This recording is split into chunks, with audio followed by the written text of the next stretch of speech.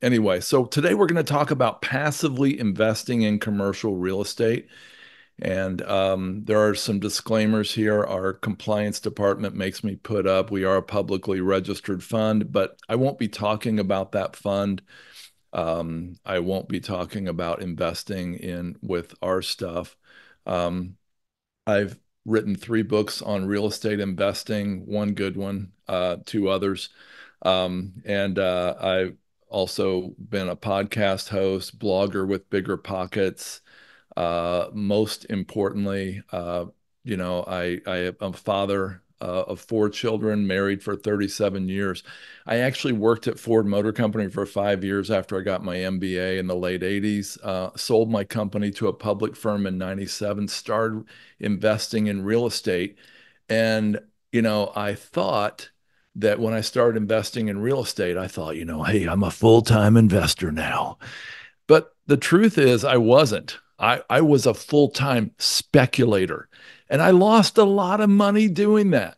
I made some money along the way, but as I got older, I got really sick of this roller coaster, and my wife did too. And so I had a podcast called How to Lose Money. We did 238 episodes. I think, Daniel, you might have heard that podcast. And, I it was a wealth building podcast, but we talked about people's failures, pain, and terrible destruction and horrible things along the way to their success. I mean, I had penny stocks that blew up. I invested with a Charlotte entrepreneur in 1999, and he's now I think he's 23 years into his 153-year prison sentence. He still won't tell people where he hid all that money. It was a Ponzi scheme.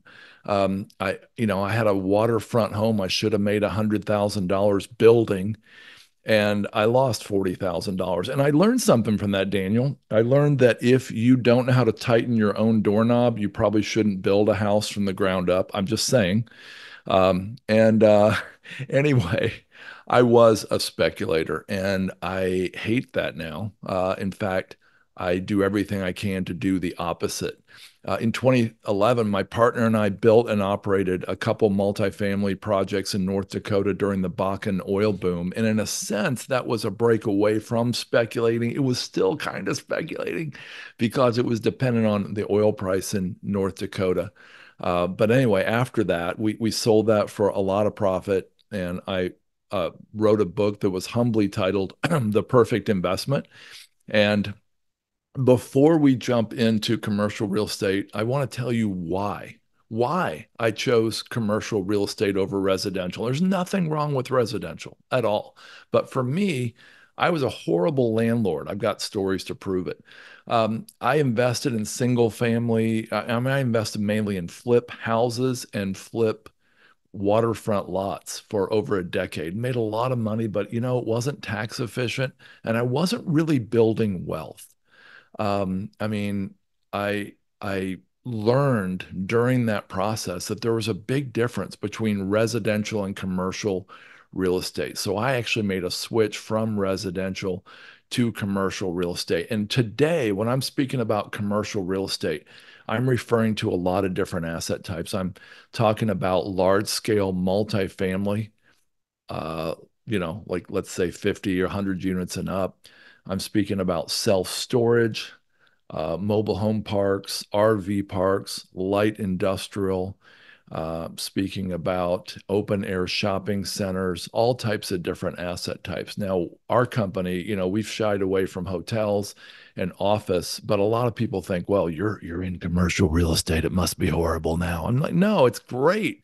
I mean, as long as you're investing in the right deals at the right price with the right operators. And today we're going to talk about that. Speaking about a guy who's done that well, Warren Buffett, he said, if you don't find a way to make money while you sleep, you'll have to work until you die. And for me, when I was investing in those flip houses and flip lots, I was not making money while I slept.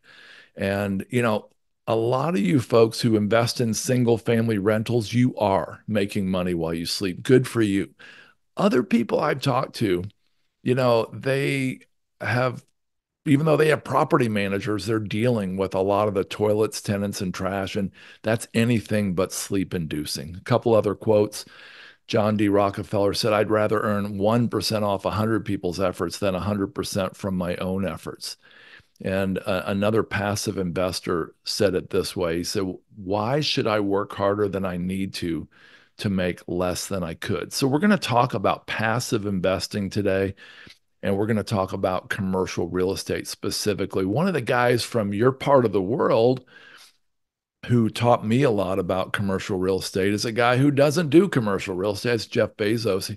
He is a smart guy. I don't know if you've heard the story, but he went around and took the light bulbs out of all the vending machines in the different Amazon facilities around America. And he basically said, why should I advertise Lance snacks? Why should I spend that electricity and that maintenance guy's time? And the cost of a light bulb replacement. Why should I do that?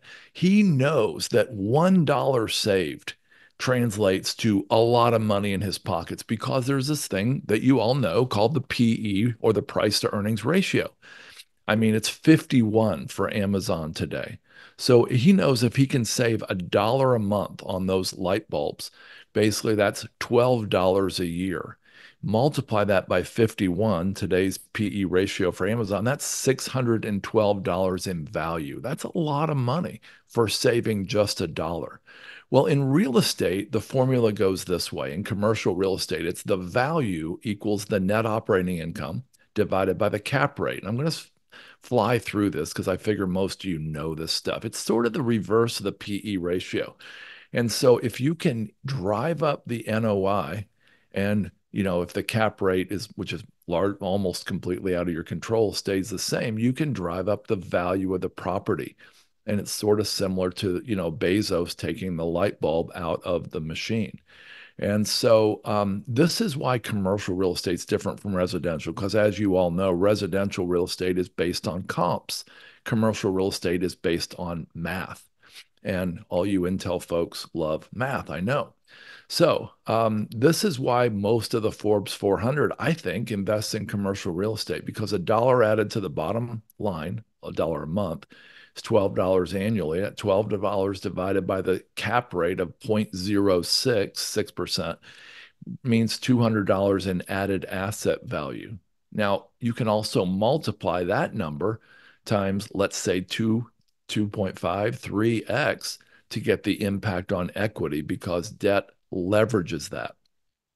So if you want one takeaway for you math guys and gals, you'll love this next slide. So the power of $1 in commercial real estate. I'm just going to go through this real quick. First of all, imagine filling 15 vacant apartments. Get a 100-unit apartment building, let's say it's 80% occupied. You fill 15 of those 20 units at $1,200 a month. I know that's really low rent for your part of the world, but $1,200 a month, that's $18,000 a month total added to the bottom line. Multiply that by 12, that's $216,000 added to your annual net income. Use our formula, divide it by 0.06, 6%. You just created $3.6 million in new value. That's serious money for filling 15 vacant apartments. Let's say you save $25 per client per month on water bills. An apartment complex with 125 units I invested in years ago had, the operator was paying the water bills. Well, saving that money puts, it's $37,500 a year, 37,500, I mean, divided by 6% cap rate, that's 625,000 added to the value of that property. Or raising lot rent at a mobile home park by 5%. On a $300 lot rent, that's $15. Multiply by 300 spaces, and that's 900,000 increased value just by that small lot rent raise. Or negotiating a cable and internet deal, $25 a month, at an apartment complex times 500 units, that's $2.5 million in increased value. Or spending $100,000 to add paid outdoor storage. This is a mobile home park, a real example. Somebody spent $100,000 to fence in an acre and pave it. and they're making $9,000 a month from it. $9,000 a month, multiplied by 12 months, divided by the 6% cap rate, that adds 1.8 million in value. Think about it. Spend $100,000, you get 1.8 million value. It seems like if you think about that, that commercial real estate property basically gave you a platform, and it had an acre free out front, which is important. It gave you a platform to build this value. And so we're talking about properties that have intrinsic value. So adding U-Haul at a self-storage, that's worth $600,000 to the value, or point of sale items at a self-storage facility. Just $1,000 a month translates to 200,000 in value. Adding insurance and late fees at 800 storage units, again, $800,000 added to the bottom line. I like to think about it like I'm not a big art person, but Michelangelo is apparently the greatest sculptor of all time. And he said something pretty powerful. He said, the sculpture is already complete inside the marble block before my work. I just have to chisel away the superfluous material. In other words, he looked at this marble block. I don't know what this marble block's worth, $100, $200, whatever. He could see an angel inside. He said it was an angel trapped inside, or a person's face trapped inside, and he just had to chisel it away to get it to look like this. And now it's worth, like priceless now, right?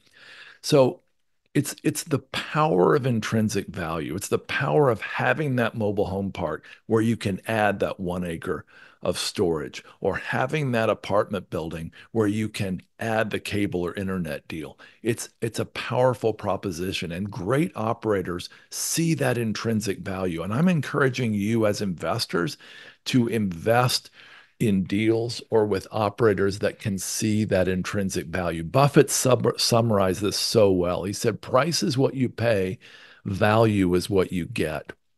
And that's how Buffett, if do you know if Berkshire Hathaway lost 99% of its value today, 99%, it would still beat the S&P 500 by 40% over the last 57 years, I believe it is. It's incredible.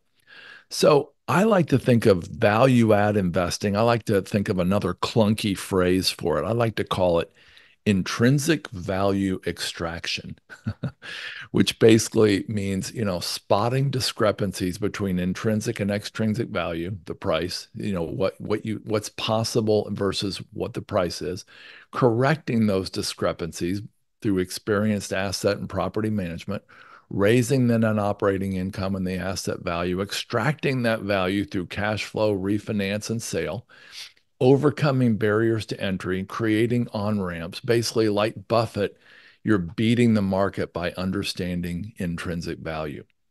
Now, that's my favorite concept in commercial real estate investing. My favorite curve, back to you math folks, is the Pareto principle, the Pareto curve, excuse me. So you all know the 80-20 principle. So if you were investing in an average deal, oh, it happened again. If you were investing in an average deal here over the last decade, basically the rising tide in commercial real estate lifted all boats. Average was amazing. Average operator, average deal, average results were amazing. Well, I kind of look at it as you don't want to average. In a good time or bad, you want to be in this 80-20 range up here, because up here, if you got, let's say you got the 90th percentile operator, look at the difference. I mean, it comes out up here. It's like the margin of safety you're creating is critical, because what's going to happen is, like Buffett said, the rising tide has lifted all boats, but eventually that tide will go out, and then we'll see who's skinny dipping. And of course, that's what happened since interest rates rose, right, Daniel? We've seen who's skinny dipping, and a lot of folks who were making a lot of money back in the teens and into 2022 even have really got in trouble because they were doing these average things. And I don't think we'll have time to get into that today, but here's what I think passive investors need. Number one, they need deep focus. Don't invest with a newbie operator. Don't invest with somebody who's got three different lines of business. I could give you some more Buffett quotes on that, but basically, you want to invest with people who are very long track record, long history of focus, a team that's very well put together. You want to do deep, deep due diligence on them. If you want to be passive, you've got to be active first, meaning you've got to do deep due diligence now so you can relax and enjoy that cash flow and hopefully profitability for the next decade. You also need diversification. And I think that diversification should come across different real estate asset types, properties, operators, geographies, and even different strategies. And last of all, you need access. You need enough capital, or you need to find a way to access, a lot. To get that diversification, you've got to access a lot of different, deals. And so I talked to an operator a passive investor the other day who's in 100 syndications. Obviously, he's done very well to have that minimum to be able to invest that much.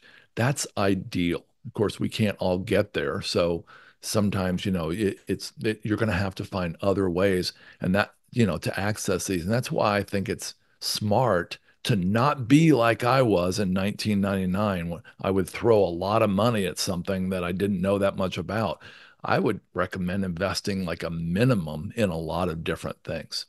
Now, I Hey, told Paul, we you, have a question that dovetails well with what you just said here from Glenn. great. And do you mind if I interrupt you periodically in order Yeah, to read please the do. questions, or would you like me to hold them to the end? Yeah, if you don't mind, we'll probably end up going the full hour if we do that, which is fine, I guess. Okay. So you want me to interrupt Yeah, and say, sure. okay. Absolutely. Glenn's asking, as a passive investor, what do you see your role as in all of these value add examples versus the role of the operator? Yeah.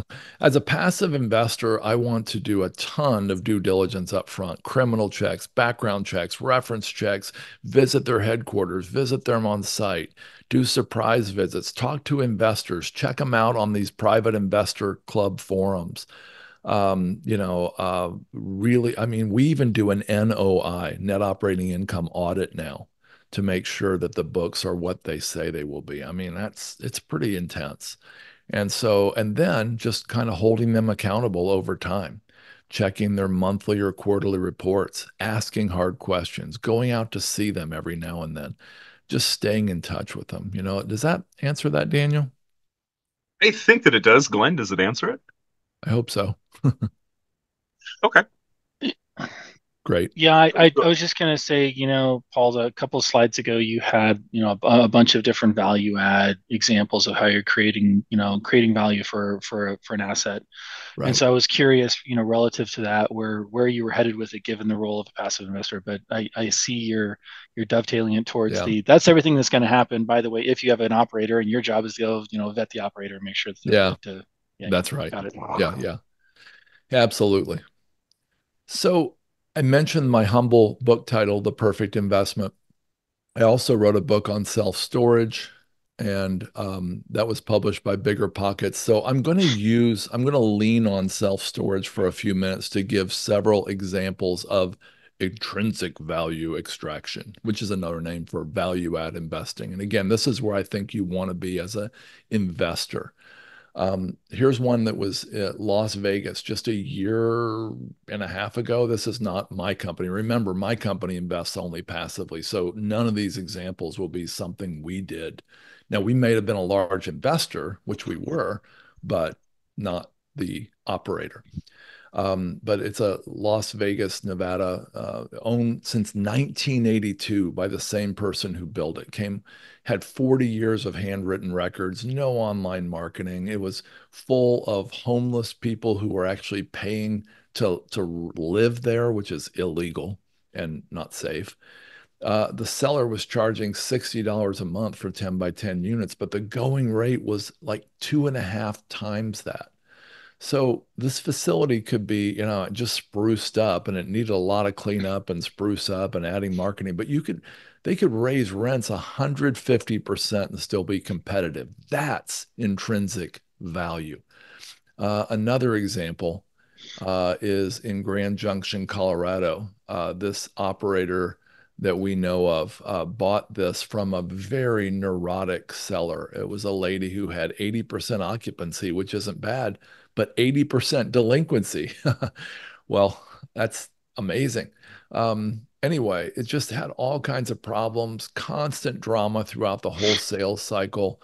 6 months later, though, the operator had increased the net operating income from 295,000 to 456,000. See, in self-storage, it's pretty easy to increase income because it's easy to, evict bad tenants. It's not like you're putting a person on the street. You basically have their stuff as leverage for them to start paying.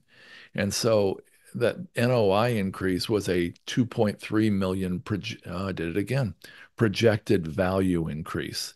And so pretty powerful story here. Project this, and again, it's not me. These guys are projecting a 47% internal rate of return and a 4.2 multiple on invested equity. So there's the property. Nothing really exciting. That's one of the things I love about commercial real estate. It's boring. It's not exciting yet. It works so well. This is the property there in Grand Junction, Colorado. So example number two is in Beeville, Texas. I've never been there, and I don't know if they talk that way, but my partner has been there. This is 606 units acquired for 2.4 million. These five kids were fighting. Their parents had sadly died. They were trying to sell it through a residential realtor for over $5 million, and the value formula said it was worth 2.4 million. And so I know the guy who paid cash for this had, basically no web marketing, high expenses, rents were 20 to 30% below market. He went in and just cleaned it up, fixed it up, added marketing.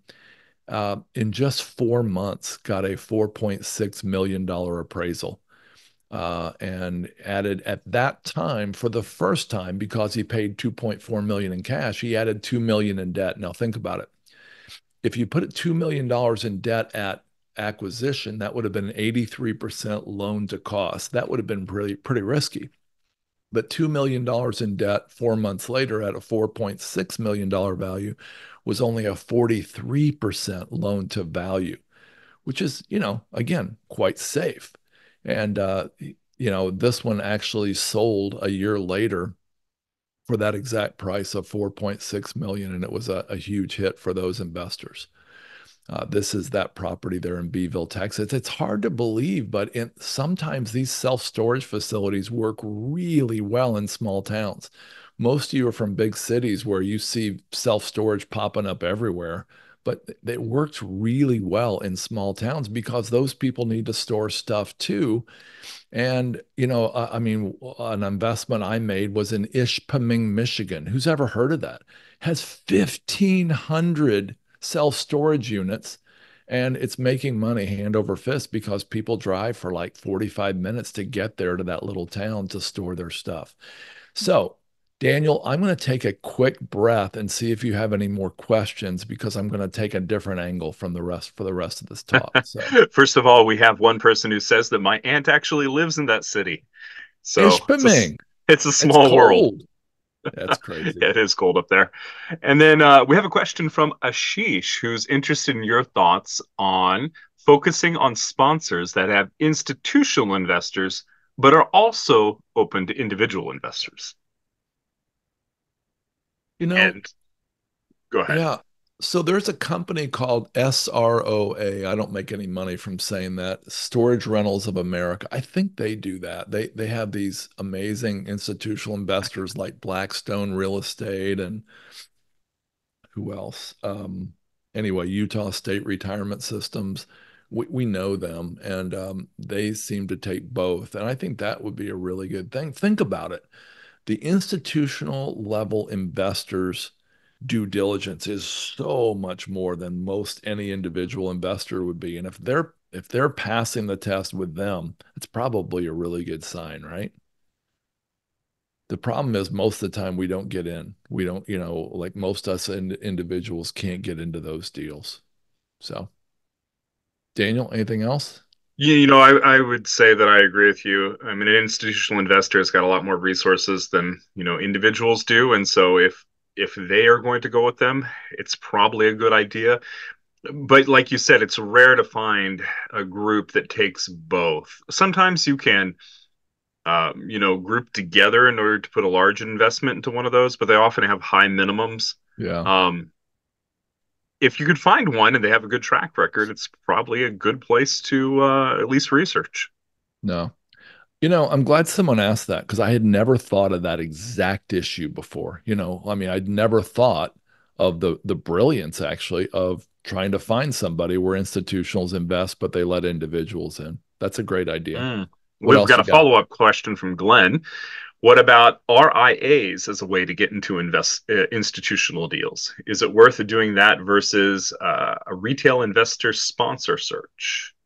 Yeah, I don't know much about RIAs, but there is one I recommend. If and I'm not trying to pull anybody away from their RIA, but there's a guy I can make an introduction. But again, it doesn't matter. You can look him up. Fred Hubler, Hubler. He's near Philadelphia.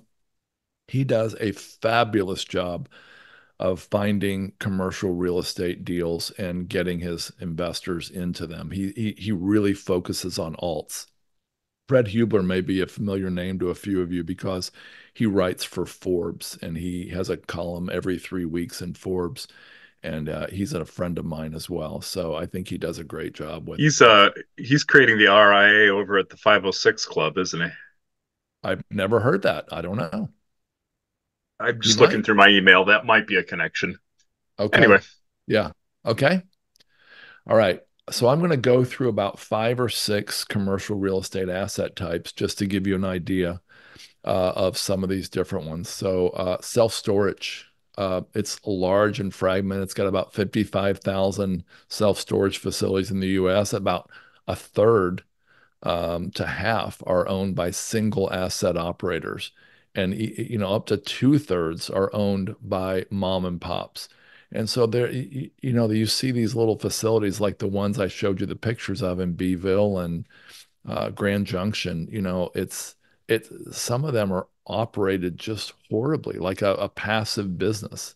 And it's not really a passive business if you want to do it really well. I mean, it can be, but a lot of those people are making money hand over fist passively. Think how much more you can add by actively, like by adding value adds, like selling locks, boxes, tape, and scissors, and adding U-Haul, and uh, just adding.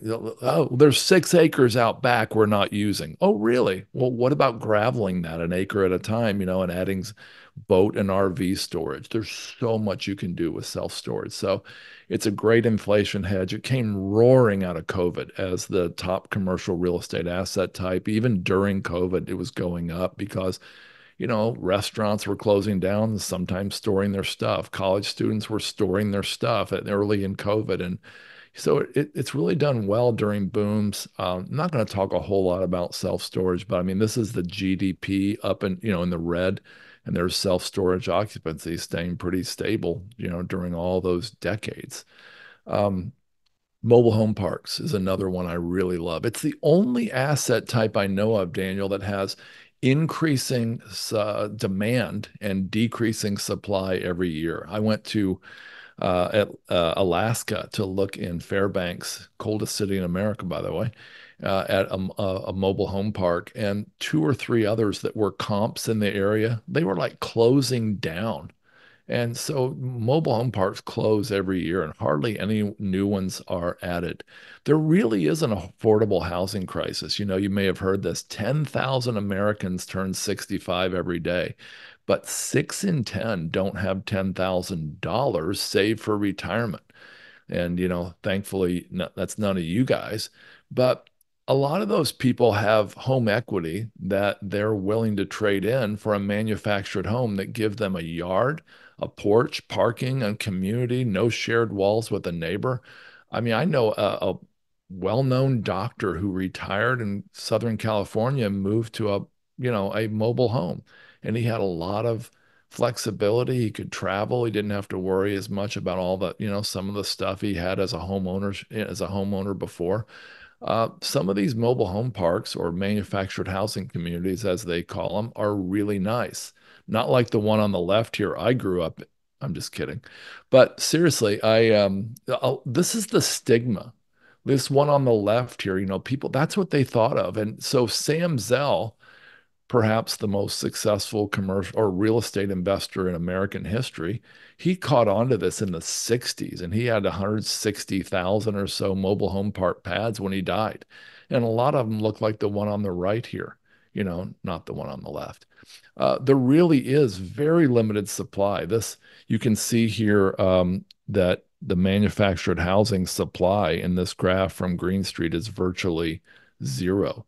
Uh, the ones that are operated just as leasing dirt, they have very low capital expense budgets compared to these other commercial real estate asset classes because, again, they're not repairing, they're not owning, they're not leasing mobile homes, they're leasing the dirt. The rent is way less. A three-bedroom mobile home is sometimes half or a third or, even less of the price of an apartment. Here's one example of a mobile home park in Kentucky. It was acquired for 7.1 million. This is an extreme example, but there were 5 initiatives they wanted to take. My friend acquired this. He bought it for 7.1 million, and then later that year, a buyer who really needed to get in before the end of the year, those types, they paid 15 million for it. He basically had planned to hold it for 3 to 5 years and sell it for 13 million. When he got an offer of 15 million in less than 10 months, he had to take it. And I accidentally left on there the fact that we invested in that, and that those funds are closed, so it doesn't matter. This is the overview, and then I'm going to stop for that next question, but this is an overview of what it looks like. I mean, think about this. Multifamily, so popular. 93% of multifamily assets are owned by, multi apartment owners. In other words, corporations that have already bled out a lot of the value add. But in the self-storage arena, 76% as of a couple of years ago were still owned by mom and pops, and 90% of mobile home parks owned by mom and pops. That means there's a lot of potential upside. And then on the flip side, that's buying them right. Selling them right matters too. If you can get into a portfolio, these in gray here, this represents, 3 assets sold individually. In gold, this represents 3 sold as part of a portfolio. The value is just higher. You guys might have heard of, well, I probably shouldn't say it. There's a self-storage company out there that's done a fabulous job, and they're selling to a mega self-storage operator now for a huge multiple. It's sort of that thing, these roll-ups type of thing that everybody hears about. It's really true in commercial real estate too. Daniel, did we get another question? No questions as of right now. Okay, great. So that's self-storage and mobile home parks. Here's another asset type we've always been interested in. And Sam Zell was really big in this too. RV parks. RV parks had a huge increase in demand from 2000 to 2020, and then the pandemic hit and it just went through the roof. It went up 5 times faster in 2020 than the record year of increase before that in 2019. It's highly fragmented, lots of mom and pop owners. I mean, you can imagine this. It's Paul, yeah, I just wanted to share an interesting stat I came yeah. across. Do you know the average person who attends an RV park, their age is 32 years old? I was shocked when I heard that. I did not Uh, know that. Apparently, during the pandemic, a lot of people just decided that they were going to do their job on the road. Yeah, And there was a right. huge group of people that just went out and worked remotely and Yeah, stayed in the most, magnificent spot they could find. But 32, the average age of a isn't RV that park crazy? renter. Well, I mean, so there's so much I could say about this. There's 4 types of RV parks that we've been able to identify, and the one we like are these destination RV parks that have, glamping units and, these two. This is a $2.3 million water park at one. They have dog eat units. They have Wibbits too. Did you know they have Wibbits? No, seriously, the Wibbits are these floating obstacle courses, cost two or $300,000 to put in on the, $500,000 lake and beach that was installed. But, these rent for $17 per hour per kid in the summer. And I mean, that's like $1,000 an hour return on that investment during the high season. So these, I mean, this is an example of a destination RV park. This is in Leesburg, Alabama. It may sound like it's out in the middle of nowhere, and that's exactly what they want. It's an hour and a half from Chattanooga, an hour and a half from Birmingham, 2 hours from Atlanta. The owner of this spent, I think, $3 or $4 million on the park and like $15 million upgrading it. And they had all this land around it. I mean, they were able to buy more land. All this land over here on the right, they're able to expand into that. I mean, just think of the intrinsic value of that. Once you've got all these amenities in, then just doubling the number of spaces over here, it's very, very powerful. And it'd be nice if I can keep my screen from doing that, but apparently I can't. Now I was making fun of the guy earlier who wrote this book, called The Perfect Investment. And then he went on podcasts for years making, I shouldn't say making fun of, no, just putting him down. No, the apartment owners. But seriously, we stumbled across a couple things that have made us want to get back into multifamily now. But it's not just buying normal deals. I mean, multifamily, a lot of you guys are suffering, and I'm really sorry for investing in multifamily with this floating rate debt and all these capital calls and all that stuff that's going on right now. But a couple things I do like in multifamily right now are number one, tax abated properties, and number two, investing in a different place in the capital stack. So here's a tax abated example. We're running short on time, so I'll just summarize and say that this property was bought for $83 million. I think it was $80 million. Yeah. And it appraised for $113 million on day one. How did that happen?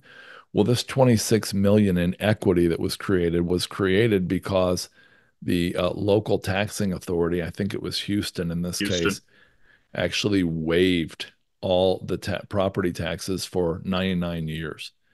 And so that allowed them to create this, again, the property formula, the commercial real estate value formula said if you're waiving whatever it was, a couple $1 million in annual property taxes, your net operating income went up by a couple $1 million, and therefore the appraisal went up by 26 or no, $33 million on day one. Really powerful. This is that property, in fact, here. So some of you might have known about this. And I mean, the margin of safety created in one of these tax abated deals is pretty stunning. We also like value add light industrial. I won't spend a bunch of time on this, but it's an underappreciated investment type. I had no idea, but Daniel, a huge percentage of light industrial is owned by mom and pops, just like these self-storage and mobile home parks. And if you can get an industrial park like this top one and acquire, with bad roofing, bad landscaping, bad signage, bad parking lot, and really upgrade it, well, you can really do well. In fact, one or two we've invested in have been in that Oregon area where some of you are. That's obviously the before and after of this property. There's a before and after the inside. If any of you entrepreneurs have looked for space to rent, you probably saw places like this on the top. There's file cabinets all over, and there's old files on the floor, and the old fax machine in the corner. And that's what that's what you get with these mom and pop operators. We'll go in and beautify it, and you can get incredible results. And I'm going to show you an example of those results. That the tenant diversification in these places is amazing. I mean, anywhere from churches to small warehouses to small chemical labs to software, electronics, food and beverage, healthcare. It's great. This is an example of a light industrial park. This one, I mean, the bottom line on it, the net operating income was increased from 279 to 937,000. The occupancy went up from 55 to 100%. And bottom line, it was sold for in about 3.5 years for a very, very nice profit. And this was net to investors here at the bottom, this 26.7% net to investors. Another asset type that most of you will be surprised and maybe throw bananas at me, but you can't hit me from here, is open air shopping centers. We've got questions on this today. Even somebody was like, wait, are you serious? You're investing in retail? Yeah, we are. There are retail open air like shopping centers like these that have fantastic um, opportunity right now because of these off-price retailers like Burlington, Ross Dress for Less, Marshalls, TJ Maxx. A lot of these folks are thriving right now. And so one of the business plans for these is to actually sell off the out parcels. And when you sell off the out parcels, Daniel, like this, like this, I dare not touch my screen before it goes wonky again, but like these out parcels, like a bank or a coffee shop in the parking lot, or just, like a Taco Bell out there, it is creating incredible arbitrage value. So, that's that. I want to switch and talk about one more thing before we wrap up, and I'm going to speed through this. I'm going to talk about preferred equity. If you look at what Warren Buffett did when the economy was upside down in 2008, he actually purchased 5 billion in Goldman Sachs stock when other investors wouldn't touch him with a 39.5 foot pole. And but he bought preferred stock. And so I like that idea too of, basically being in the middle of the capital stack, having, basically common equity shielding you from downturns, and then basically having a fixed upside, but a really strong upside. Right now, a lot of operators are getting upside, investors are getting 15 to 18% returns. And though it's not unlimited like those folks in common equity, it really is sweet. So there's a lot of reasons to love preferred equity. There's 4 different types of preferred equity: acquisition, recapitalization, development, and rescue capital. I personally am scared to death of the rescue capital, but some people are probably willing to do this. Here's a quick example of a pref equity investment: $4 million, has 8%, 9% cash flow from day one, and that's similar to debt, but then 8% compounding and accruing upside, which is kind of similar to equity. And so they get really egregious terms like holdbacks, annual budget review rights, CapEx reserves, forced sale rights, stuff like that. So this is the example I'm sharing here. This one, these units have been upgraded in not a great area of Atlanta, and they look like this. They were hoping to get $200 rent bumps, but they're getting $450 in rent bumps instead from these upgrades. But the pref equity people don't really care about the upside because they're not going to get that much of the upside anyway. They're just getting a fixed return. There are some good reasons not to invest passively, and I've got about another minute or two and I'll be done. You need a liquid investment. You want a shorter hold time. You love control. If you love control, don't invest passively because you won't have any control. You like to file your tax return early. You're concerned about filing in multiple states. If you're diversified, like I'm recommending, you're going to have multiple state filings, which has never been a big deal for me at all. But you need to know that up front. And of course, if you're investing with an IRA, which I love to do myself, you may be subject to UBIT. Now, Daniel, before we finish up, I want to talk about something that's near and dear to my heart. Did you know if you took the record profits of ExxonMobil, Nike, Starbucks, and General Motors, added them up and added 20% more, this is the annual revenue, actually profitability, according to the US State Department of Human Trafficking. And when I heard this, I was horrified. The problem is, with that huge size of the issue, I didn't know what to do. The problem is, I didn't want to do a commando raid like that guy in Sound of Freedom. And I didn't want to send away money to somebody I didn't know. And so the way we solved this is we did due diligence and we found an organization called AIM, aimfree.org is their website. We don't get any money from this, of course, and we just recommend that people go to aimfree.org and they learn about how they can get involved themselves. And we do an annual fundraising drive on Giving Tuesday every year to try to get people involved. Daniel, I can't remember. Did you want me to give my contact info or not? Absolutely. Okay. We've got a couple of questions, and actually, while you're sharing about that topic, I want to say it is near and dear to my heart as well. And maybe we should get together at some point and do something. But I support an organization called Remember New. It's NHU, and it's very very similar to Aim Free. Good. That's great. I really appreciate that. And yes, we should talk more about that. So, um, yeah, I'm open to questions at this point. Thank you so much for this time. Yeah, let me pull up the questions again. I just closed them down, but we had a good one from, let's start with Glenn here. And if you want to ask some questions, feel free to throw them in the chat. I'll read them off. We've got 6 minutes left. So Glenn is asking, post COVID and post low interest rates, or post low interest rates, where everybody was chasing storage, RV, and mobile home parks, do you see that these particular sectors have had a large increase in their values, and has the value been taken out of those sectors now? Are they riskier sectors to get into now that we're in the post-COVID, post-low interest rate era? So, the RV park world is a perfect place to look at for that. So, um, RV parks, I think, they hit their zenith, I guess you could say, as COVID was just unfolding, and these RV parks just went nuts, and there was such a crazy demand for these, but um, not. It's definitely cooled off.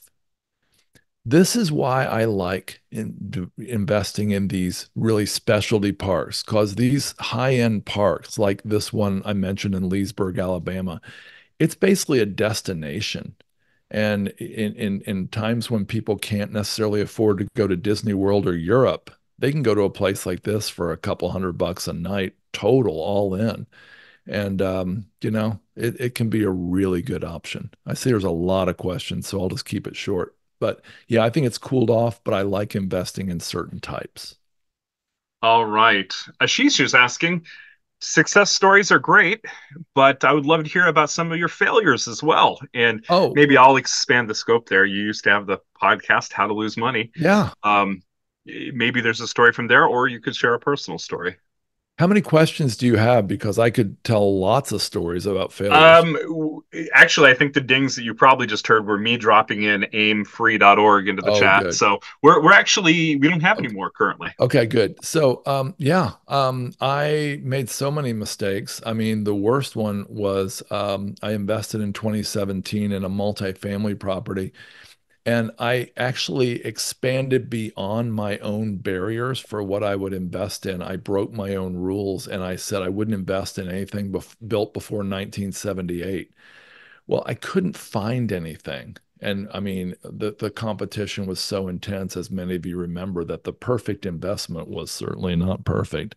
And I invested in a 1962 apartment building, and it started having water leaks in the, wrought iron plumbing going bad below ground. And one building had a $108,000 repair, and there were 18 other buildings. And there was a sense that maybe some of that plumbing would fail in the other buildings as well. And so I was part of a team that made a decision to take a quick exit from that, sold it to a local operator who felt like he could handle that just fine, and took a small loss for investors and myself. And it was painful. That was one of the worst. Um, I'll just leave it at that for now. But I mean, I made the joke earlier, you shouldn't build a house if you don't know how to tighten your own doorknob.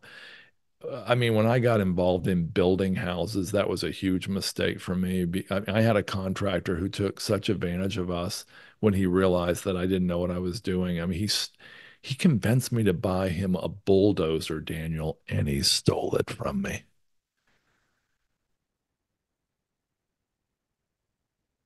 Yeah, lessons learned, huh? Yeah. That's why I don't like being active.